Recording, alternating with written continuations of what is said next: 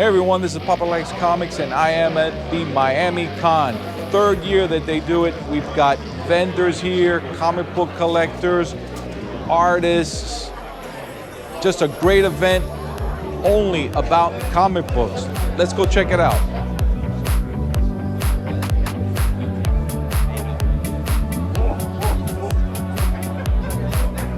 Hey guys, how's it going? I'm Juan Navarro, owner and operator of Goblin's Heist, and today we're at MiamiCon selling nerd stuff to nerd people.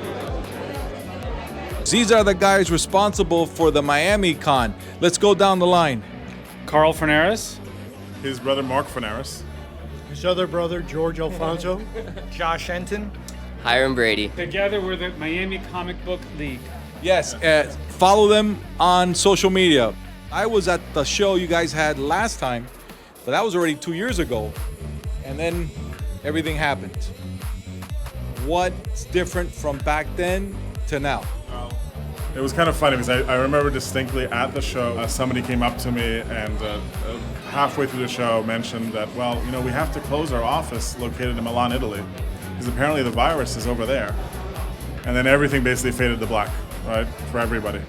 I think what has changed is the incredible anticipation of being able to reopen and people being very, very excited about getting into a room like this. And not just to buy and sell and trade comics, but to be able to socialize, be able to talk about the hobby, to talk about comics, talk about art, talk about the city, talk about anything. I think that's an enormous part of this. The other thing that's changed a lot is comics aren't cheap anymore. It has really, really changed into a completely different hobby in that, I don't know about you guys, but I see more and more people walking up and not asking for a specific issue, for example, but rather, what do you think I should invest in? So how has COVID impacted the hobby? Well, I think with a lot of people staying at home, hobbies generally have been rediscovered. And also Marvel movies have gone very mainstream. And so those two events, plus a little bit of free government money that was handed out at the beginning of the pandemic, that doesn't hurt. And I think collectively that caused the market to really increase and a lot of interest in comic books now than ever before.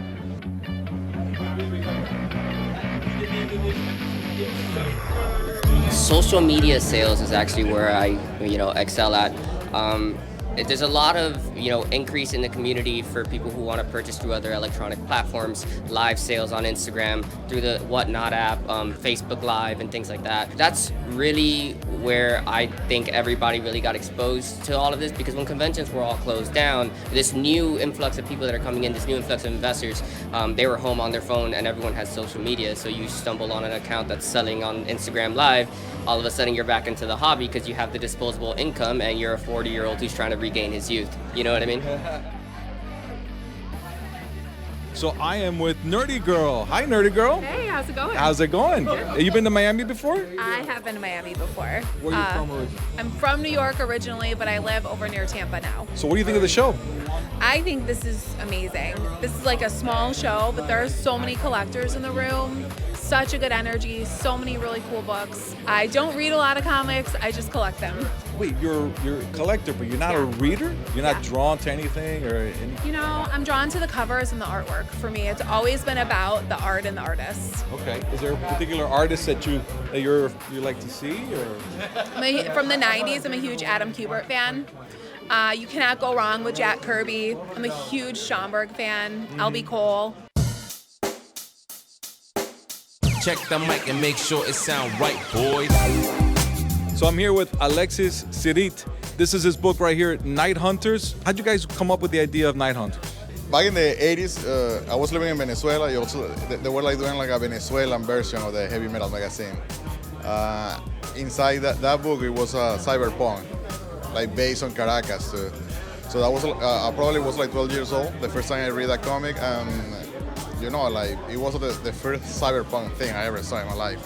After I moved here to the United States, I was like thinking I want to do like something cyberpunk. My favorite movie is Blade Runner. Oh, mine too. Yeah, I love like Ghost in the Shell. Mm-hmm. So I wanted to do like something like military, cyberpunk, kind of idea. And this You know, is interesting how God, I haven't seen something like this. Well, I don't see a lot of Latin America stories in comics anyways, but when I read Night Hunters, I was like, what's this about? This is an interesting take on the situation in Venezuela, and obviously the person who worked on this book has to know Venezuela. Have you gotten a lot of feedback from Venezuelans about it? I don't know, like as a Venezuelan, I just wanted to do like a comic about like me, Latino. So first I did like a Space Rider, and everyone is Latino in Space Riders too. So like the spaceship is called like Santa Muerte, and it's like a big skull. Like Capitan Peligro is the main character, like Yara. We put like some Venezuela folklore in that comic. It's me, Right. as a Latino. So I want to see stuff that like represent me. Yeah. How'd you develop your style? I started reading like comics when I was like a little kid, and the way I started like drawing was like tracing those comics. So it was like Superman from the 70s, Batman. It wasn't until I moved to the United States I started like looking to like people who do like independent comics, and I started like using brushes and all that stuff. Also, I want like when people like see the cover, like actually the comics inside is gonna look like that cover. Yeah, it does. Yeah. You're right. I went Because what happens with comics now, you see like a great cover, and then you open the comics and like it's there's shit. nothing. Right. Yeah. All right. Can you sign this for me? Yeah, man. Awesome. All right. So Alexis is going to go ahead and sign my copy of Night Hunters. This is the second printing. That is the second printing of issue 1.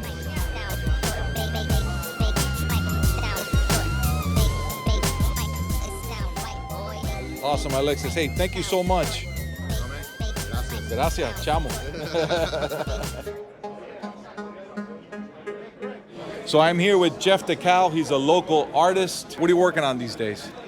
What am I working on? I'm working on my own personal comic that I wrote, and I'm going to be drawing. I'm probably about halfway through. I've been working on it for a few years. I'll work on it in between all my paid stuff, and I'm pretty excited about it. I don't know when I'm going to release it, though, and I've been talking about it for a little while, and I know when people talk about things, two things can happen. They either won't come true, or it holds you accountable to make it come true. So I'm hoping it's the second one. Besides that, though, I'm doing covers for a book called Hit Me for AWA, and I'm working on the last cover right now. It's a pretty hyper-violent, hyper-sexual story, crime noir kind of story that I'm having a lot of fun doing. The main character's really cool, and I get a lot of liberty to kind of do what I want on it, which is really nice. And then I'm doing Catwoman for DC, which is super, super cool. I just finished the first arc for that, and I'm going to start the second arc, which is awesome. What's it like working with these publishers? How is it as a creative person for you? Can you talk about that creative process? Sometimes I get a lot of freedom, sometimes I get a lot of restrictions and a lot of direction, and that's not necessarily a bad thing. So sometimes they'll give me the script and they won't really have much of an idea, and I'll read the script and I'll pitch some ideas and some sketches, and then we go that way. Or sometimes the conversation has probably already been had, and they have a direction for me to go, and that's what they ask me for. For the most part, kind of know my workflow a little bit, so they don't usually pitch me something that I'm really uncomfortable with, and if I am, I just let them know, and it's usually not that big of a deal, and we work it out, just conversation. So I've got with me Berserker issue 3 that Jeff did the cover. Jeff, can you sign this for me? I'm here with Jennifer Van Danzel. Jennifer, so what do you do? Cosplay? What's your favorite? I cosplay, and I'm a photographer. Nice. Who do you like to cosplay as? I've cosplayed. This is my 10th year cosplaying, so I've done all kinds of costumes. I do a lot of original characters, but mostly I do a lot of Victorian and like other themed and design Like stuff. steampunk or stuff like that? Yeah. Okay. Is there someone that you would like to cosplay but like you haven't had a chance to? Well, I have about 6 costumes in progress right now. So I'm working on a Revolutionary War Captain America, a Madonna-inspired Dazzler, a Dungeons & Dragons themed Belle from Beauty and the Beast. Would you read? Would you like reading? I'm a huge Dark Phoenix Saga fan, Chris Claremont.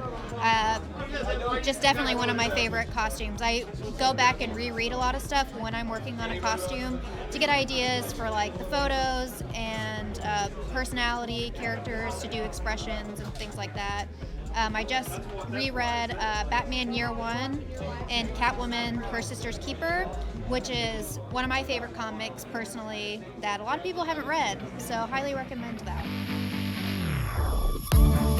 I started doing a lot of signings, sending my books to get signed at the grading companies, and that took off too. Is that a big thing? Is that the future of signing books, or more? It's very impersonal. Stan Lee's signatures right now, with the passing of Stan Lee about 3 years ago, Stan Lee's signatures probably command a 50 to 75% premium at least. I think that the signature series that CGC has been offering has been a huge incentive for people to continue to spend money in this hobby. As there's volatility in traditional stock market, you see people turning to alternative investments, such as collectible investing like this. And I also think there's an appetite that people have to come to these, unique, small venue shows, one-day shows, as opposed to having to plan out a 5-day trip to a big city. If you look at the quality that's in this room, this rivals any of the big shows in terms of comic book quality for sure. I am with Michael Carbonaro. Good morning. Michael Carbonaro, and he's here with some small little tiny key issues. Michael, what do you got for us today? Nice to meet you, Mr. Fabian. Papa likes comics. Mike likes comic books too, as we all do. So you noticed that I had this book here, and I'm here with David Adams Card World doing buying, literally here in Miami, at this actually really wonderful convention. And this is the first appearance of the Batman. Hold on, Detective 27. It is Bob Kane, the creator of Batman, his copy. So even though it's a lower grade, 0.5, it's complete. And it's the iconic comic. Action 1, first Superman, Detective 27, first Batman. These are the two comics, and they kind of rival each other.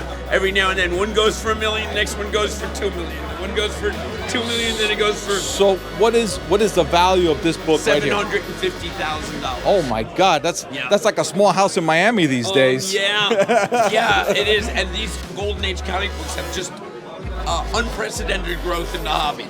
Now this was graded. This is CBCS. This is an older. A 0.5. 0.5. Okay. Out of a scale of 1 to 10, it's low grade, but it's still there. It's all complete. It actually looks nice with the cover. It has. It was in Bob Kane's original spiral binder, which had all his copies of it. And we have the binder, which had Bob Kane's name on it in the envelope and where it came from. So it has a nice pedigree to it. Amazing. No, it's not amazing. That would be Spider-Man. Would be the amazing one, right? This is the Batman. So there's two other really iconic books that David Adam has. First published work by Stan Lee in Captain America #3. Wow. So this is really cool. It's a written story by Stan Lee, and it's the first time he had anything to do officially with a comic book. I'm here with Kathy and Richie, and they've let me hold up Crime Suspense Story. Famous cover, the severed head. They asked Bill Gaines about this cover. Think that's in good taste? Yes, sir, I do. The rest is history.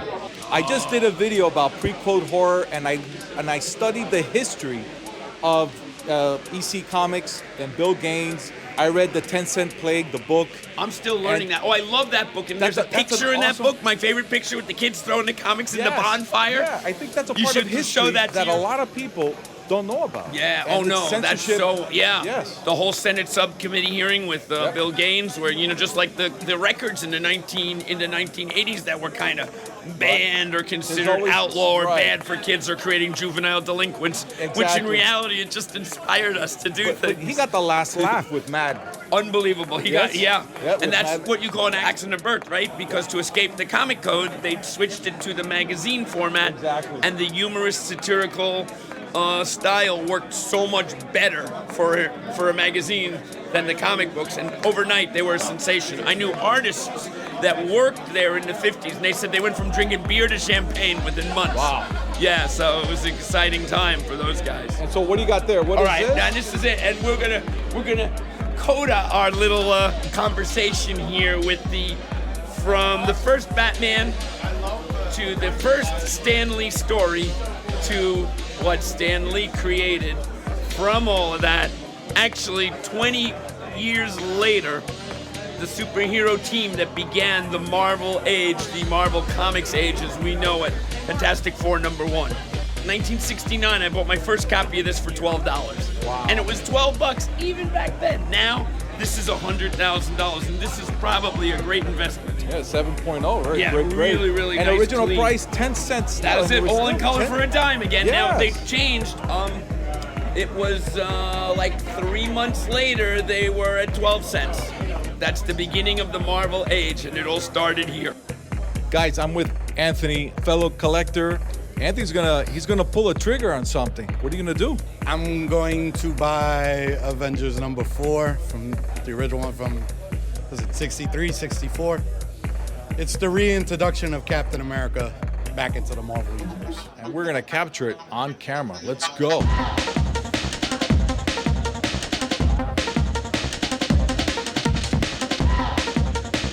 All right, the moment of truth. There. Yes. Oh, you're getting Spider-Man. No. Anthony, thank you very much for working with us, David Adams. Congratulations. Best of luck with everything. Let's know if we can help in any way. You went in for one book, I did. and now you came away with another one. All right, yeah. so what's going on here, Anthony? Tell me what's going on. Okay. So, yeah, I got Avengers 1 like maybe a year or two ago. And then I'm all like, all right, wow, so I got Avengers 1. Maybe I should start an Avengers run because I got the hardest book. And I have had my eye out for an Avengers 4 for a bit. And I brought some books to trade, but the guy wasn't really interested in trading with what I had, which is fine, which I understand because it's mostly modern stuff. So I got basically on short of it this for $2,800. Probably the next hardest book to get in the Avengers run is the first appearance of Vision. Avengers number 57. So I got this as a nice throw-in. So there you go. There we go. Where do you see the hobby going these days? Unprecedented, continuous. I've been thinking about this for years. The hobby has always, where will it go? Oh, now when this was $12, will it be 100? Yes. Will it be 1,000? Yes. Will it be 100,000? Yes. This is going to be $1 million comic book. I'm saying it here now. This is going to be just as important as this is in 10 or 20 years. I've seen it from the beginning. I've seen the growth. I've been there for every piece of it.